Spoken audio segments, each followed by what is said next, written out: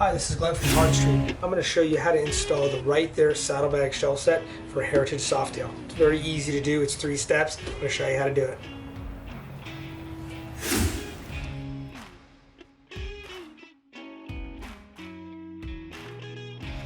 Step 1 is you take the pieces that you are going to use as the shelf guide, and it's basically a peel and stick application. You peel away the paper. That's step 1.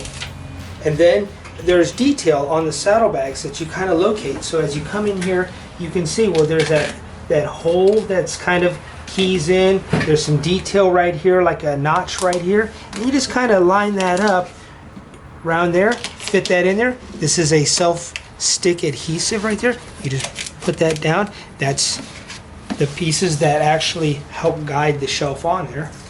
Again, it's a peel and stick application. You find the details of how it just fits right in there. It's very easy to do. Okay, so that was step 1.